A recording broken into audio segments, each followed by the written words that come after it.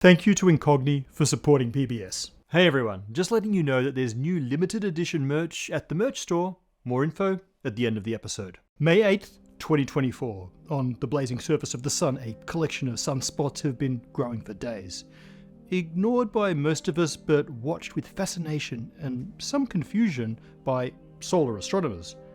These dark spots marked the presence of an invisible tangle of magnetic fields that held an enormous magnetic energy that would be released in a series of eruptions, sending blasts of plasma and magnetic field directly at the Earth. 2 days later, this coronal mass ejection ploughed into Earth's own magnetic field, causing auroras that were visible in the tropics.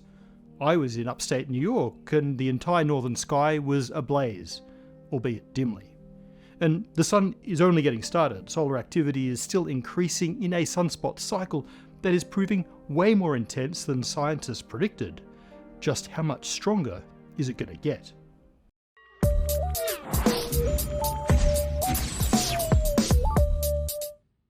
The magnetic storm back in May was the strongest experienced by the Earth since 1989, and we're still at least a few months from the peak of activity of the current 11-year solar cycle.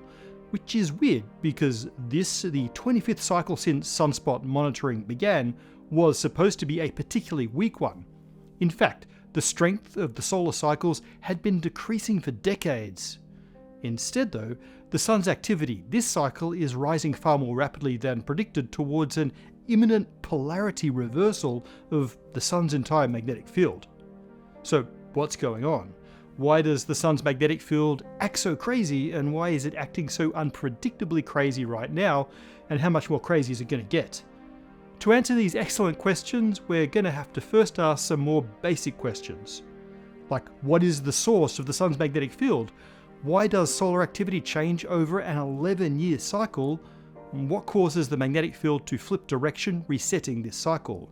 And how can we even predict the strength of a solar cycle in advance? First though, a quick 101 on solar structure. The sun's interior has three main parts. The core, where hydrogen is fused into helium, a process that produces all of the sun's energy. Then you have the radiative zone, where fusion power is transported upwards by high energy photons bouncing their way through the dense plasma.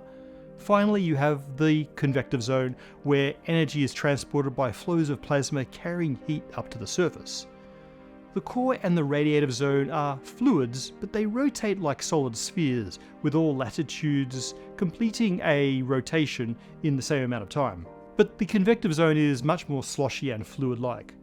Over most of the top 30% of the solar radius, the equatorial material rotates once per 25 days, while the stuff at the poles takes a lot longer, 34 days to rotate once. Broadly speaking, the sun's magnetic field is generated in the same way as the Earth's, by the dynamo effect. In the Earth, this happens when circular currents in Earth's liquid metal outer core amplify small magnetic fields, which amplify the circular currents, and through a positive feedback process build a self-sustaining global dipole field, sort of like a giant bar magnet, and we did an episode on this. The processes behind the sun's magnetic field are less well established because it's very hard to make measurements beneath the solar surface, so what I'm about to describe represents a set of current leading ideas, but this is subject to modification as we learn more. In the sun, it's believed that interactions between the solid-like radiative zone and the sloshy convective zone lead to various swirly currents, for example through turbulence and/or the Coriolis force. This kickstarts the dynamo effect, just like in the Earth. At first, the magnetic field looks much like the Earth's simple dipole field. There's a north pole, a south pole, and great loops of magnetic force forming concentric shells outside the sun and in the solar interior passing through the plasma flows of the dynamo. Earth's magnetic field rotates at the same rate as its mostly solid interior, and so that magnetic field is pretty stable. But that's not the case for the sun. The sun's magnetic field is generated and supported by the convective zone, where, if you recall, the equator rotates faster than the poles. This differential rotation drags the nicely aligned dynamo generators and their magnetic fields out of north-south alignment, twisting these field lines around the sun. The result is that the dipole field lines get slowly transformed into a ring around the solar interior. The technical terms for these two directions are poloidal, towards the poles for the original dipole field, and toroidal, like a torus, for the ring-like lines. This coiling of the poloidal into toroidal field lines is known as the omega process. That was only step one in breaking the sun's magnetic field. Now, another cool bit of physics starts to work: magnetic buoyancy. So when you have a tube of magnetic flux in a conducting fluid, also in a gravitational field, the tube will tend to rise to the surface. At a given depth beneath the surface of the sun, the pressure has to be the same everywhere. In the magnetic flux tube, the magnetic field contributes part of that pressure. That means the pressure of the plasma, the gas pressure in the tube, has to be lower in order to have the same correct pressure for that depth.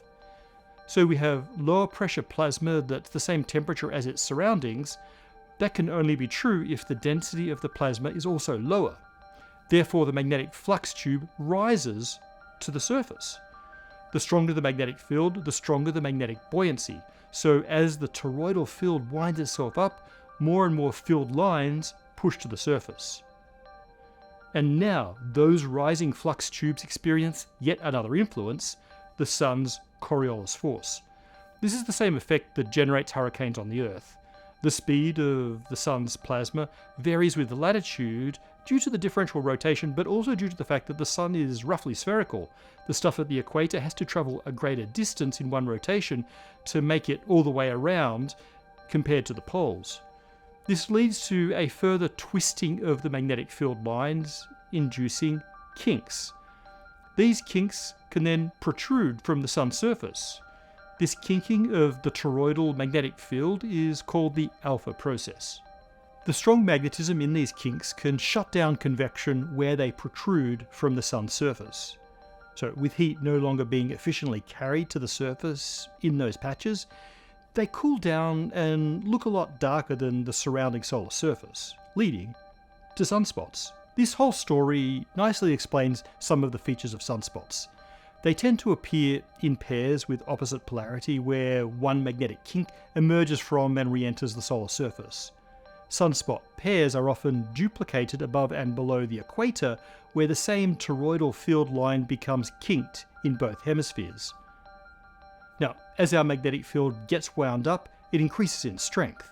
The relatively weak poloidal field during the solar minimum becomes a very strong toroidal field at the solar maximum. At the beginning of this process, the field lines start to pile up at mid-latitudes, and that's where sunspots first appear. As the winding intensifies, the toroidal field approaches the equator, and the sunspots follow, and the number of sunspots also increases. This migration of sunspots from high to low latitudes and their increase in number is seen in the so-called butterfly diagrams, which show the number and location of sunspots over a series of solar cycles. The magnetic kinks emerging from the solar surface have strengths of several hundred times higher than the baseline surface magnetic field of the sun. These kinks, however, are not very stable. There's an enormous amount of energy stored in these tangled and twisted magnetic flux tubes. They can release that energy when various tightly knotted or twisted flux tubes reconnect into a more orderly configuration. The pent-up energy is released in this reconnection, and the result is often an explosive ejection of plasma and magnetic field from the sun's surface, a coronal mass ejection like the ones that caused the massive auroras back in May. Okay, so we've wound up our magnetic field and then tangled it into a horrible chaotic mess. We know that this tangling happens in cycles, but how does the sun reverse this process? Well, as the toroidal field winds up to maximum intensity and the Coriolis force rotates these field lines back into poloidal lines, we start to get lots of north-south mini-loops. Loops beneath the surface of the sun begin to connect to loops closer to or above the surface to form much larger magnetic loops.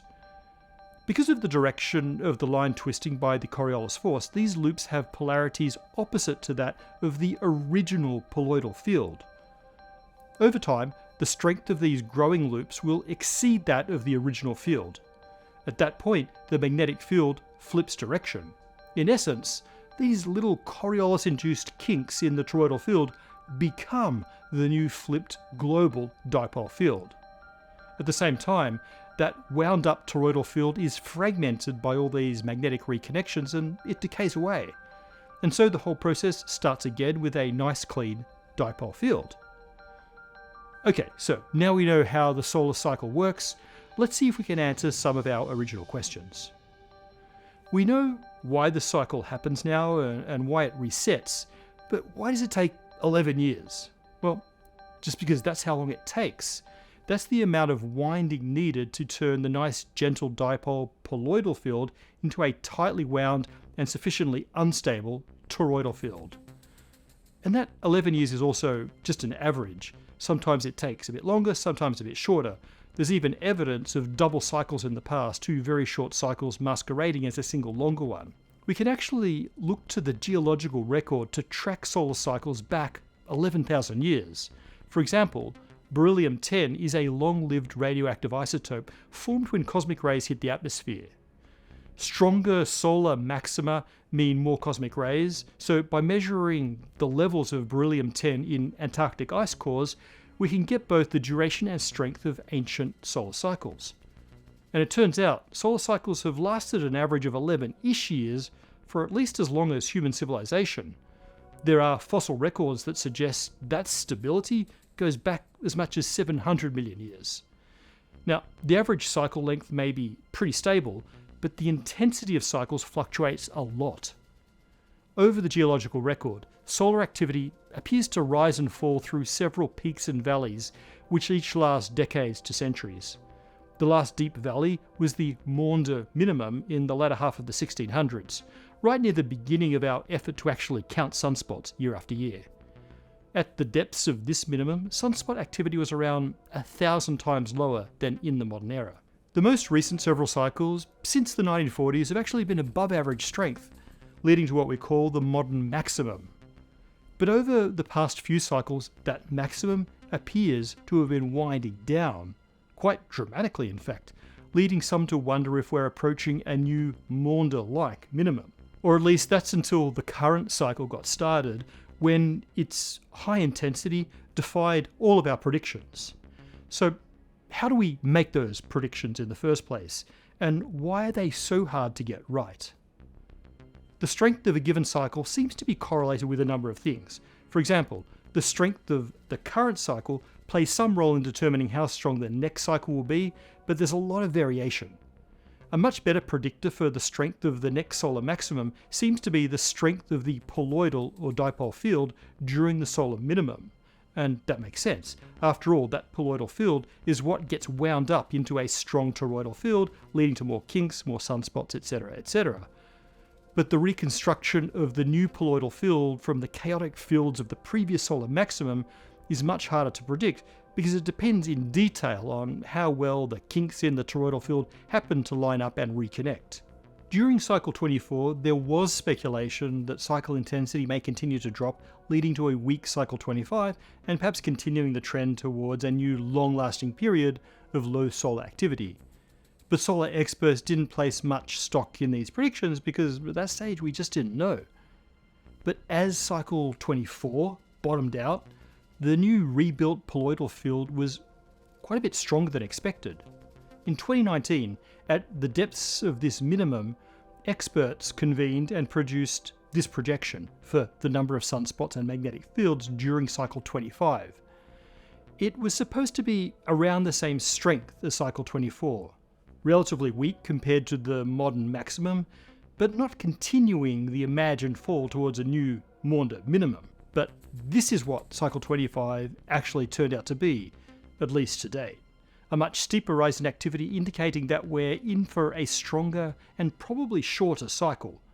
Scientists have been updating their models based on ongoing solar activity. The previous study estimated a cycle peak in 2025, but now the peak and the accompanying flip in the magnetic field looks scheduled for later this year. So what went wrong? Well, nothing really. Currently we forecast the strength and length of the solar cycle based on various measurables like sunspot numbers and field strengths and field properties at different times. but these are crude metrics for an extraordinarily complex system of plasma and magnetic field dynamics. Scientists are also doing some incredibly sophisticated simulations of this complex system, but these simulations can't make detailed predictions. Their primary value is in exploring the deep physics at work, which can allow us to come up with better heuristics to use in our predictions. Solar Cycle 25 is ramping up to be a good one. It probably won't be as strong as those at the peak of the modern maximum, although it's too early to be entirely sure about even that.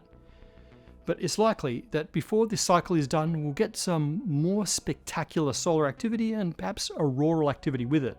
So keep your eyes on the space weather forecasts and maybe find a dark place to watch the sky next time the sun's twisted field line snaps, sending blasts of magnetic plasma to bombard our terrestrial spacetime. Thank you to Incogni for supporting PBS. Incogni believes in the value of keeping our personal information private, but there are hundreds of commercial databases and data brokers who will aggregate your personal information, including your name, address, and online activity. Incogni is a service that will fight for you to have all your personal information removed from data brokers as soon as possible.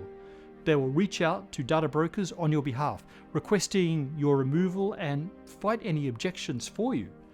All you have to do is make an account and enter the info you want removed. And you can log into your account to check progress and see which data brokers had your information. To learn more about Incogni, just check out incogni.com/spacetime and use the code Spacetime. 12 years ago, on July the 4th, 2012, the Atlas and CMS collaborations announced the discovery of a new particle to a packed auditorium at CERN. It was revealed to be the Higgs boson, the particle that makes the existence of matter and interactions as we know them possible. To celebrate the fireworks of that collision, we've designed our very own limited edition UV glow print Higgs t-shirt and hoodie. Both the t-shirt and hoodie are UV charged, so after being out in the sun, they'll begin to glow. Because of the UV printing process, we're only able to print a limited number. If you'd like to receive your shirt before July 4th, then you need to put in an order by June 23rd. Check out pbsspacetime.com/shop to see them. There's a link in the description.